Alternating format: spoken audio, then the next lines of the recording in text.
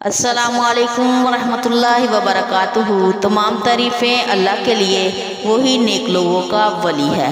میں گواہی دیتی ہوں اللہ کے سوا کوئی معبود برحق نہیں، وہ اکیلا ہے، اس کا کوئی شریک نہیں۔ اور میں یہ بھی گواہی دیتی ہوں ہمارے نبی حضرت محمد صلی اللہ علیہ وسلم اللہ کے بندے اور اس کے رسول ہیں۔ یا اللہ ان پر، ان کی آل پر، تمام صحابہ اکرام پر رحمتیں برکتیں نازل فرما۔ سیدہ حفصہ شفیق چینل کے پیارے بہنوں اور بھائی، آج کی اس ویڈیو میں اللہ کے 3 ناموں کا ایک پیارا عمل لے کر حاضر ہوئی ہوں۔ 2 اللہ کے صفاتی نام ہیں اور ایک اللہ کا ذاتی نام ہے۔ اگر آپ اس عمل کو پڑھنے کا معمول بنا لیتے ہیں تو اللہ تعالیٰ آپ کو زمینی اور آسمانی آفتوں سے محفوظ رکھیں گے۔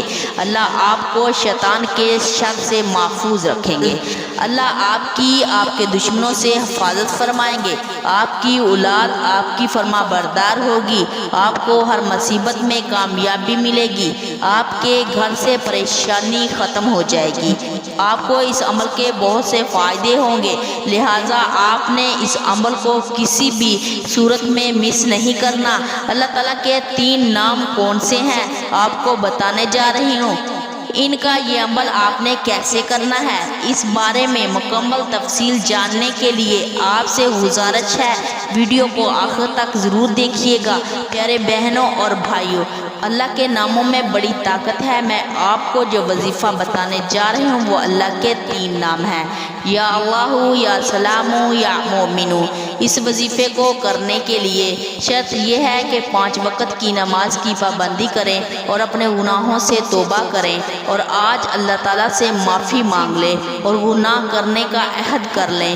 آپ نے کسی بھی نماز کے بعد 3 نام اللہ تعالیٰ کے یہ پڑھنے ہیں، یا اللہ، یا سلام، یا مومن۔ ایک تسبیح آپ نے کرنی ہے۔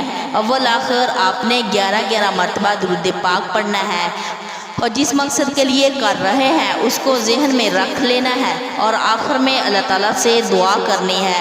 میرے عزیز بہنوں اور بھائیوں، جس مقصد کو بھی ذہن میں رکھ کر جس مقصد کے لیے بھی آپ یہ عمل کریں گے، انشاءاللہ آپ کا وہی مقصد پورا ہوگا۔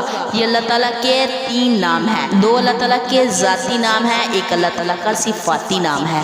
میرے عزیز بہنوں اور بھائیوں، مزید ایسی معلوماتی ویڈیو کے لیے ہمارے چینل کو سبسکرائب کریں اور ویڈیو کو زیادہ سے زیادہ شیئر بھی کریں۔ جب بھی آپ کا دل چاہے اس عمل کو کر سکتے ہیں، اس کے لیے اجازت ہے، اور نماز کی پابندی لازمی کیجیے گا۔ جزاک اللہ خیرہ۔